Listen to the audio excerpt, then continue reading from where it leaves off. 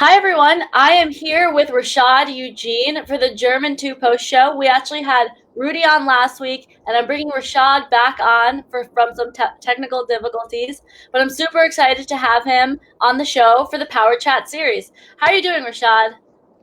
Pretty good.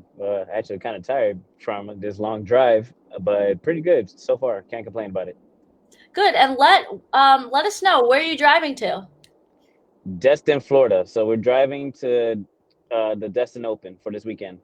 Great, and that's a Point Fighter Live approved event. So I hope that there's a lot of people going down for that amazing tournament. Beautiful weather, and also it'll be have a lot of COVID-19 precautions. But right now, while you're in some good Wi-Fi, I want to get as much out of you as I can in terms of all the knowledge and experience that you have competing and the unique perspective that you bring with your creativity and the fact that you do pretty much everything on the sport. So let's just dive right in. I was wondering, how do you get so creative, and what does your creative process look like for the various different weapons you do? So let's start. I'll start off as an example. So with double bow, how I started with that, I just looked at the basic weapons that I learned from, which is nunchuck, sword, and obviously single bow. So and a little bit of commas work as well. So the most of the bow strikes, most of the double bow strikes that I get from is from nunchuck strikes actually. And then Interesting. there's yep. Um and some of the strikes as well, like probably like two or three are from the sword cuts as well. And obviously we have our basic bow strikes. So I always implemented that. So with my double bow strikes, I always implement most of the weapons that I already learned. And that goes with any other weapon that I do. Like the last weapon that I started working on, which it still scares me, I'm not gonna lie, is the three sectional staff. And Mm. I just treat that like a big nunchuck. And the hardest Chinese weapon that I ever learned, even though this is my only Chinese weapon, I still treat it like a regular nunchuck. I could treat it like a bow and maybe a Mm. little sword cut as well. So I just get my strikes, my creativity from different weapon strikes that I do.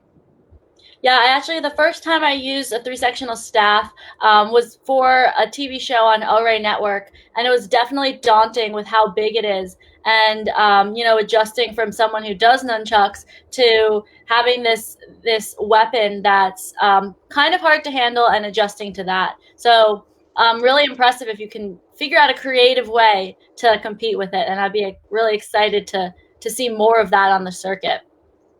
So you finished the German 2 online tournament. How did that go for you?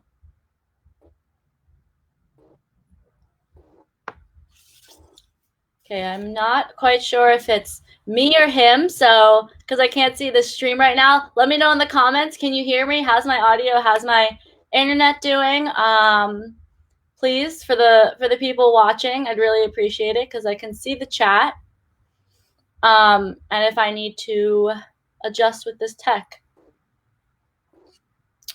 Unless it's me, you never know. There's always that back and forth with the Wi-Fi. Is it you or is it me? And you guys are, trying to figure out who's it responsible for. Okay, so It went pretty well for me actually. Oh snap! okay, yeah. So Jacob just told me that Oh, that he can hear me, I but I can't think we hear. have Rashad back on. Maybe I can kind of hear you talking. How's it going, Rashad? Can you hear me?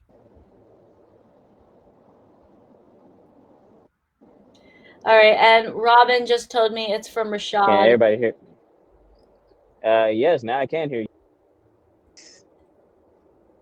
Okay, so let's give him some time. I really want to get him on because he did compete at the German 2 Open. He's an awesome guest. So has it, and maybe I'll just be talking to myself and the people watching the stream right now until we can get him back. And let me know when you come back, Rashad. Can you talk for me? No, I don't know. Rashad's one of the best guests that we can have, and we Nope. always have some difficulties. Wait. Okay, I'm starting to get two bars. Mm, I Starting to get hear two bars. some I hear some hope. 2 bars. Better than none? 2 bars. Oh gosh, T-Mobile, you better not fail me. Oh no. So this is not a plug for T-Mobile. Not a plug for T-Mobile. Okay, so we still have viewers anxiously waiting to hear Rashad's take on the German 2 Open. So can you tell me how that went, Rashad? I think you're back in with the internet. Okay, first is everything good right now on my side? Yes. Okay, awesome. So with the German Open, I actually signed up last minute. Like I still practicing my weapons, but the tournament stuff I kind of decided last minute to do it, and I'm kind of glad I did because it gave me a different field of what to work on as well. So I signed up for creative forms and traditional weapons. Being that traditional weapons, I have been pretty consistent with, especially Mm-hmm. with single bow. So creative forms, I barely, barely practice. I've been more focused on my weapons, but I just decided, you know what? Let me just throw it out there. So I did that, and I kind of made a few Mm-hmm. mistakes, but I pulled through and just continue to progress. There's And a speed trap ahead. yikes! All right, let's avoid that part. But I'm still know my still progressing with my creative form and just gotta make it better and better and hope for the best in the future with creative forms. Yeah, the German Open is a tournament that attracts a lot of people, and it was great that this year that they're allowing people from across the world to continue competing, and for people like you to decide last minute that they want to compete. Because when is it ever possible to compete at the German Open last minute? You'd have to book flights, you'd have to do this, you'd have to do that, but you were able to compete against people across the world and ultimately win, which is great and a great addition that these promoters are stepping in to make sure there's a platform for people to compete in martial arts and not lose passion for the sport. And so you're someone who's been doing this and who's really passionate. So I wanted to ask you about the different endeavors that you've sort of taken the path off of that has sort of rooted out of martial arts. And so one of them is teaching for US TV. So could you tell me a little bit more about that? Okay, so teaching for us TV was a different experience. This is actually my first time doing something like that. Being that when I was growing up in the martial arts, I used to watch videos of Marcel Jones, Jennifer Spina, Joshua Court Mm-hmm. Yeah, on I also watch those videos. their video tutorials on how to do this, that, the third. And when I got the opportunity from Josh Horwich, I was it was a pretty good experience. A lot of hard work, of course. Are we good? Can you Yeah, hear me? yeah, a No, lot of hard work. It was a good 2 bars. Come on. experience. Definitely the production of it is different than just teaching one person through Skype. This platform allows you to teach so many more people. And you know, you want to make sure it's perfect with the video and with everything that you say. So I'm assuming you sort of had to encounter all of those challenges, right? Yes, yes, for sure. Mm-hmm. So you said you've never done something like that before, and it's really cool to see that platform going onto technology and going onto my laptop screen. Something else that you're involved in that's tangentially related to martial arts. I'm not quite sure how related, but the shoe painting and the gear painting that you've started to do and posted, really intriguing. And I'd love to tell you to hear more about how you got into it and what you hope to see come from it in the martial arts with that gear painting. Well, first off, shout out to class of 2015, and the reason why I said that is because that's where I started watching videos of shoe painting. It just came off one random day where I wasn't doing anything, not even training. I just watched one random video on YouTube, and I was like, wow, I got so intrigued by it. And I'm not the type of person to buy let's just say many shoes or many Jordans or anything like that. I'm picky like that. I mean, I like Jordans, I like Nikes, but I'm just very picky. I don't like all the Jordans. Don't judge me. But yeah, so I just watched that random video and then I just started learning, started watching different tutorial videos of how to prep the shoe, how to paint it, and the creativity, putting my Mm-hmm. own twist into it. I'll be honest with you, it came naturally That's because, awesome. like I said, just coming from watching videos and then it got better over the years. It was one year where I just took a lot of downtime, not focusing on painting, and Mm-hmm. then well, like in the middle of 2019, I would say. That's why I started to get back into it. And this year, actually, I had so many custom orders Mm-hmm. to do. Like matter Wow. of fact, matter of fact, going to Destin Open, I have to complete one custom order. I have Wow. to finish one. Okay, yeah, definitely. And that's something that I think a lot of fighters like to do. They like to show their, a little creativity in the ring with their either their neon yellow headgear. And I see Robbie Allen just commented some gloves on there. So I was wondering, would you ever be interested in like maybe partnering and as you develop your skills in the custom painting with like these bigger companies like Fighter Inc. or like Top 10 or Century to provide that customization? Because I know like in fifth grade I got my Converse customized and I wore them till they broke and I loved it. So tell me, is that something you see in the future, or keeping it as a smaller business? Keeping it, I would like to do that actually. It's something different, and plus, painting on fighting gear is actually a little bit of a challenge for me. And I say that because I painted my first helmet back in my first top 10 helmet back in 2014, no 2016, Mm-hmm. and believe it or not, I painted it wrong. Like the steps of how to paint on the helmet, I did it wrong, and great. Fortunately, the paint managed to stay on it Mm-hmm. managed to stay on. Like there was one helmet that I did a few months ago for one person, John Curtolo student, Mm-hmm. and that helmet, I did it exactly how I was supposed to do it, and to this day the paint is still on. Wow, that's really So, that's really considering people are getting hit in the head and they're getting beat to the head. That's really impressive that the paint stays on. Because I know people keep their gear for years, if not decades, sometimes because those things last. oh, I had to make sure that it stays on, so I put the helmet on one of my students. Actually, no. I Before I say that, I threw the helmet around. I threw it to the wall mats that we have at the dojo. I put it on a student. He was willing to get hit in the head. I didn't hit him hard, Mm-hmm. so he knows that. So I backfist him a little bit on the helmet. Is no child abuse, all right? But backfist the helmet, and the paint managed to stay on. Good. And I do test runs when it comes to painting on stuff like that. Yeah, I've just been seeing, not lately, but martial arts has so many entrepreneurs in it that I can definitely see you entering that sphere and excelling in it, and staying there for a long time because people are going to forever want to be customizing their gear or have something special, like a piece that distinguishes them. So I'm super excited to see where that goes and any partnerships that could possibly go in the future for you. I would definitely buy something from you. Thank you. Yeah, Thank definitely. you. So I had another question for you. You do a lot of competitions and you're in one of the toughest divisions out there with the best competitors, Reed, Jackson, Danny, and the younger kids coming up. You're also kind of young there too. So you're taking names. But I was wondering what um, your biggest frustration is competing in a division like that, and what do you face when you're competing against such a hard competition group? Basically the whole 9 yards of the men's division, far as who I'm competing against, the people that I've been basically looking on YouTube since 2009, I would say.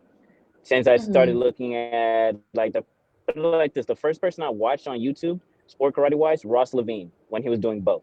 Second person, Mm-hmm. Tyler Weaver. So these are the people, and then adding on names to it like Jackson Rudolph, Reed Presley.